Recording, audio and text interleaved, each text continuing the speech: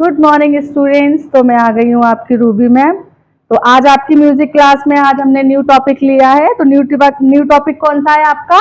झपताल। ठीक है, ठीक है। तो झपताल, तो ये आपको सबसे पहले मैं इसके बारे में आपको बता देती हूँ, यानी कि इसका परिचय बताती हूँ। तो परिचय में क्या आएगा? झपताल आपके 10 मात्रा की ताल होती है। तो आप लोग भी लिखते रहेंगे यह ताल, या फिर आप ऐसे लिख लीजिए झपताल 10 मात्रा की ताल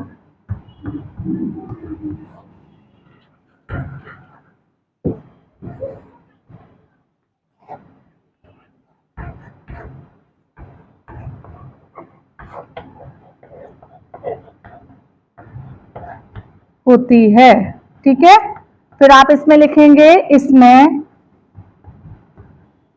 4 विभाग होते हैं। इसमें कितने विभाग होते हैं? 4।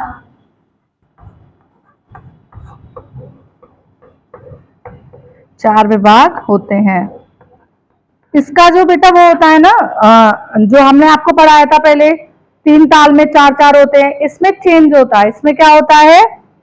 हाँ, इसका मतलब पहले और फर्स्ट वैसे लिख देती हूं। ठीक है, पहला आपको ऐसे समझ में नहीं आएगा, तो ऐसे पहला और तीसरे विभाग में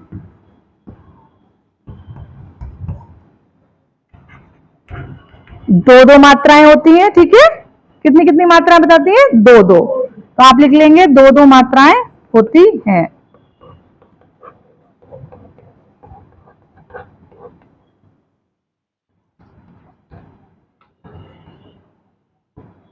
फिर अब हमारे पास, जब हमने पहले और तीसरे में लिख दी, तो हमारे पास दूसरा और चौथा हमारा विभाग रह गया। तो दूसरे और चौथे में होती है 3-3 मात्राएं। ठीक है, तो आप लोग लिख लीजिए दूसरे और चौथे विभाग में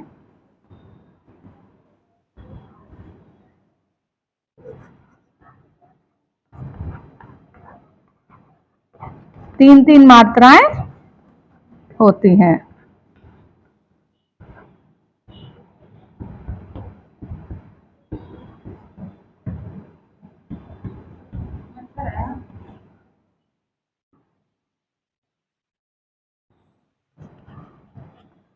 आप लोगों ने पर्चे लिख लिया।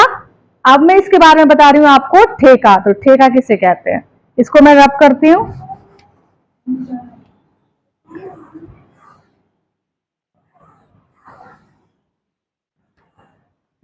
अब इसमें आपको पहले 1-2 लाइन और रह गई है। आपको ये पता होना चाहिए कि किस मात्रा पर ताली होती है और किस मात्रा पर खाली होती है। ठीक है, वो आपको पता चलेगा जब आप ठेके को देखेंगे। तो वो आप नीचे यहाँ पे एक्स्ट्रा लाइन है, वो आप उसे लिखेंगे। पहले मैं यहाँ पे आपको ठेका लिख के दिखा देती हूँ। यहां लिख देते हैं ठेका। तो सबसे पहले हम जब भी कोई ताल लिखेंगे तो आपको पता है, पहले हम सबसे पहले क्या लिखते हैं? उसकी मात्रा, फिर हम उसके लिखते हैं बोल, और फिर हम लिखते हैं उस पर चिन्ह। ठीक है, ये मैंने आपको नेक्स्ट पहली वाली वीडियो में बता दिया गया था। अब नेक्स्ट भी मैं आपको ये क्लियर कर रही हूँ। तो सबसे पहले मैंने आपको ये बताई थी, कितने मात्रा की ताल बताई थी? 10 मात्रा की ताल। तो आपको यहाँ पे ऐसे ही लिखना है 1 2 3 4 5 6 7 8 9 और ये आपका 10। जब हमने 10 कर दिया, अब हमने आपको बताए थे इसमें 4 विभाग होते हैं। तो हमने आपको बताया था पहले और तीसरा। तो पहला ये हो गया, उसके बाद फिर हमने बताया था आपको ये और ये, यही बताया था। पहले और तीसरे विभाग में हमने बताई थी 2-2, और तीसरे और चौथे विभाग में हमने बताई थी आपको 3-3 मात्राएं, यही बताई थी। अब आ जाते हैं हम नेक्स्ट लाइन पे, जो हमने आपसे यहां पे छोड़वाया था कि आप नेक्स्ट में क्या करेंगे, यानी कि उसकी ताली और खाली को कैसे डिस्क्राइब करेंगे। तो सबसे पहले आपको क्या करना है, यहाँ पे पहली मात्रा मैंने आपको हमेशा बताई है, वो कौन सी होती है? सम की। तो हम यहाँ पे लगा देंगे सम।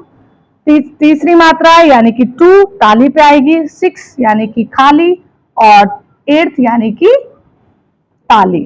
तो अब आप लिख लीजिए पहली तीसरी और आठवीं मात्रा पर ताली बजती है। लिख लीजिए एक एक्स्ट्रा लाइन यहां पर। पहली, तीसरी और आठवीं मात्रा पर ताली तथा कौन सी मात्रा खाली है आपकी? 6। तो 6वीं मात्रा आपकी खाली होती है।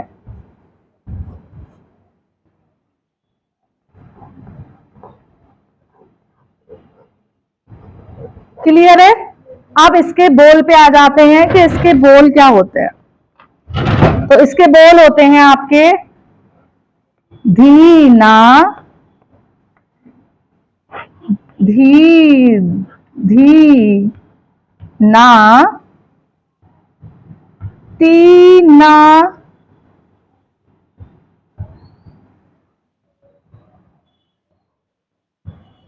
धीना, धी दीना, तीना, धी दीना।